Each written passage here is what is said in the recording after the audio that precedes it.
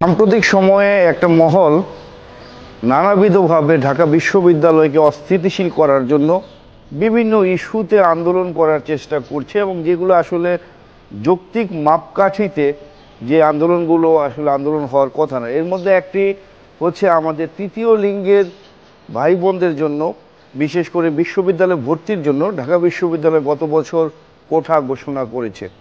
তাদের জন্য কোঠা রয়েছে। আমরা গতবার জন্য কোঠা দিলাম।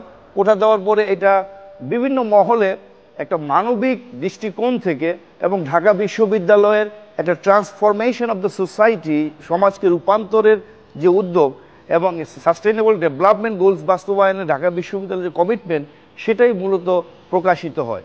আমাদের এই মুহূর্তে যে কোঠা, এই কোঠাটা আসলে একটা পিছিয়ে পড়া জনগোষ্ঠীর সামনে আশার আলো ফুটানোর একটা প্রক্রিয়া হিসাবে বা প্রয়াস হিসাবে আমরা দেখছি। কারণ এখনও আমার এইচএসসি লেভেলে খুব রেয়ারলি একজন দুইজন আমার তৃতীয় লিঙ্গের স্টুডেন্ট পাওয়া গেলেও যেতে পারে, তাদের সমাজ থেকে বাদ দিচ্ছি। কারণ হচ্ছে পিতামাতা যেটা মনে করে যে একে তো সমাজের লাঞ্ছনা রয়েছে, দ্বিতীয়ত তাকে পড়াশোনা করে কি হবে, সে তো কোথাও ভর্তি হতে পারবে না, সে কোনো মতে মেট্রিক পাস করে কলেজে ভর্তি হতে পারবে না, বা কলেজ যদিও শেষ করে তো ইউনিভার্সিটি বা কোথাও তার ভর্তির কোনো অবস্থান নাই। যখনই ঢাকা বিশ্ববিদ্যালয়ে আমরা এই কোঠা দিলাম, তখন যেটা দেখলাম যে অনেক ফ্যামিলির মাঝে একটা সচেতনতা আসলো, না আমাদের বাচ্চা হিজড়া হলেও তাদেরকে যদি আমরা পড়াশোনা করাই, সুযোগ প্রদান করি, তাহলে তারা ঢাকা বিশ্ববিদ্যালয়ে ভর্তি হতে পারবে। তারা যদি পরিবারের মধ্যে থেকে ইনক্লুসিভ ডেভেলপমেন্টের পার্ট বা অংশ হিসাবে বেড়ে উঠতে পারে, এটা ছিল আমাদের মূল ফিলোসফি। এবং এর ফলে অনেক পরিবর্তন হয়েছে।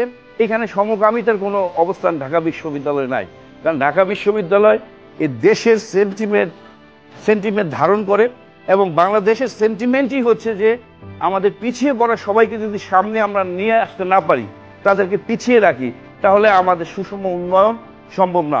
ঢাকা বিশ্ববিদ্যালয়কে হিজড়া করে ফেলো না, ঢাকা বিশ্ববিদ্যালয়কে ঢাকা বিশ্ববিদ্যালয়ের মতো থাকতে দাও, সব বিষয় নিয়ে তোমার কাজ করা লাগবে না। তখন আমি বললাম, স্যার এটা আসলে ঠিক হলো না, আমরা আপনার অনুমতি না দিলেও আমরা কাজ করব।